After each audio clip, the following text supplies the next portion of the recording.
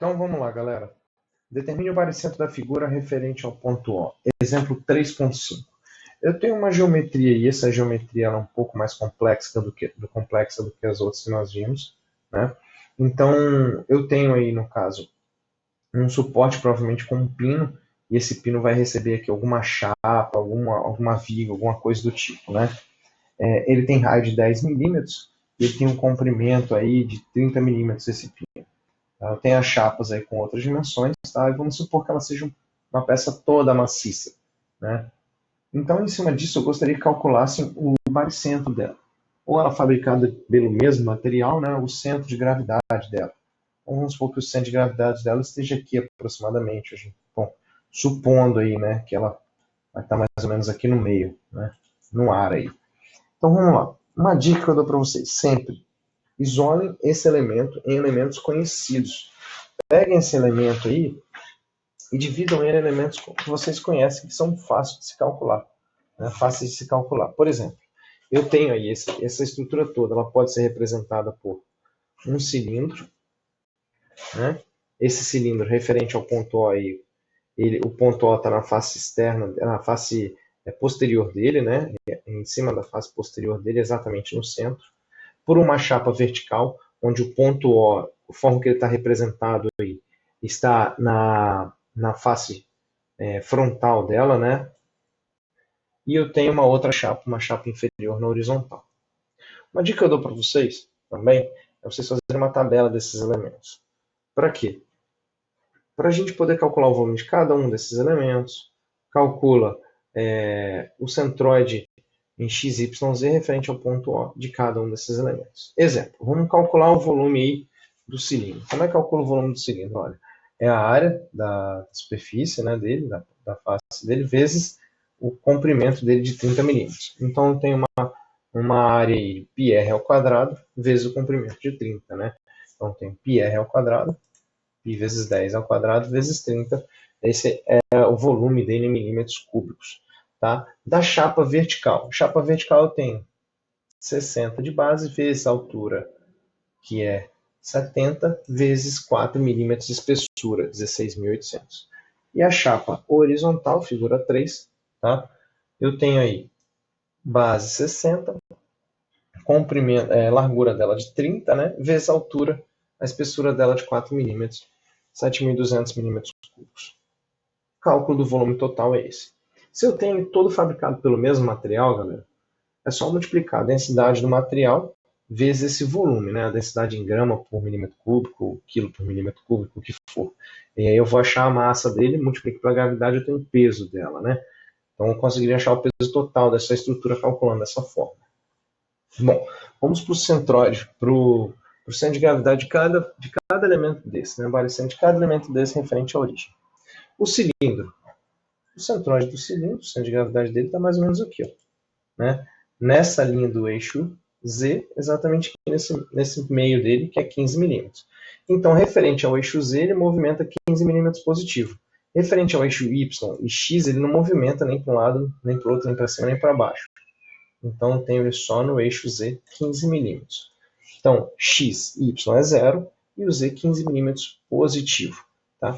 Se esse meu cilindro, ou ponto O, né, ao invés de representado aqui, ele tivesse representado aqui, aí sim eu teria movimentação no eixo X. E se ele tivesse representado aqui em X, em Y e em Z? Então depende da referência, depende do ponto que vocês escolherem. Eu coloquei no ponto O esse ponto específico aí. Tá? Cálculo da chapa aí. Vamos para o centroide dessa chapa. Referente ao eixo X, na chapa vertical também não varia. Ele está aqui, ó. Ele varia referente a Y. Ele desce, né? Quantos milímetros ele desce, a gente precisa calcular. E ele anda para trás aqui. Se ele está na face frontal, o ponto está na face frontal da minha chapa, e a chapa tem 4 milímetros, quer dizer, ele tem que andar para trás 2 milímetros. Está 2 milímetros para trás aí do eixo Z. Não é isso? Então o eixo Z é negativo, menos 2, e o eixo X é 0. E o eixo Y? Se a chapa tem 70 de altura, tá? Se a chapa tem 70 de altura, eu vou ter aí o centroide dela 35 milímetros da base, ou 35 milímetros da parte superior dela. Se eu tenho 35 milímetros daqui até o centroide e essa altura é 20, Então, daqui até aqui é 35 menos 20, que vai dar 15 milímetros negativo. Então, eu chego nesses pontos específicos aí, nesses pontos x, y e z, dessa chapa referente ao ponto O, do centroide dela, do centro de gravidade dela referente ao ponto O. Tá? Continuando, a chapa horizontal. A chapa horizontal, eu tenho aí na chapa horizontal, o centroide dela aproximadamente aqui, ó.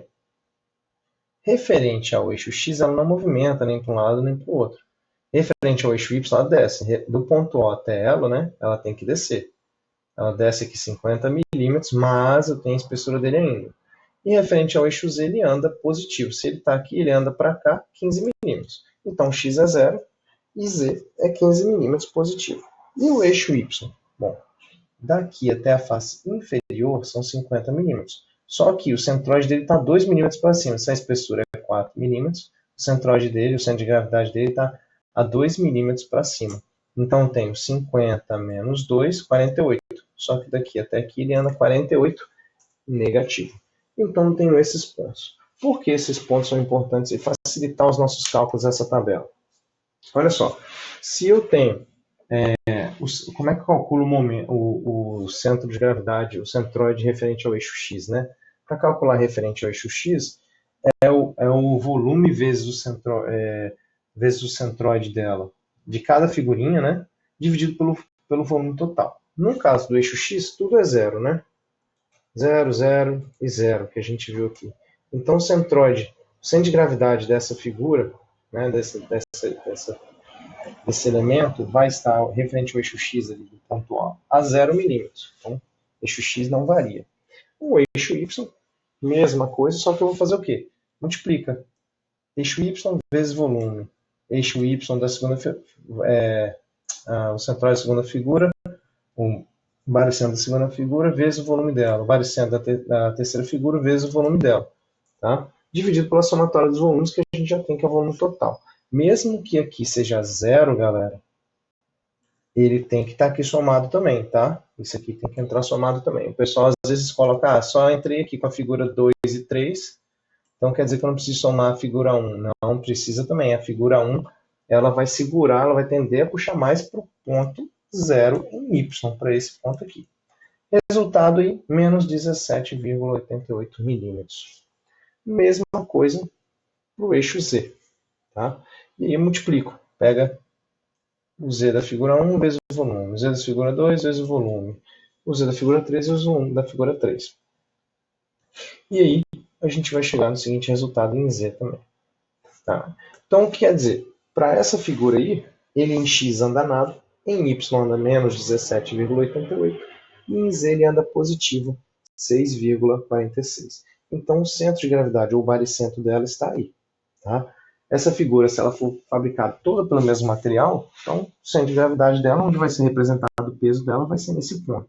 Se ela tiver massas diferentes, galera, se ela tiver densidades diferentes, perdão, então se ela fosse um cilindro de madeira, a chapa vertical de aço e a chapa horizontal de cerâmico, e eu quiser achar o centro de gravidade dela, eu vou ter que multiplicar a densidade, vezes a densidade de cada elemento, vezes o volume, né?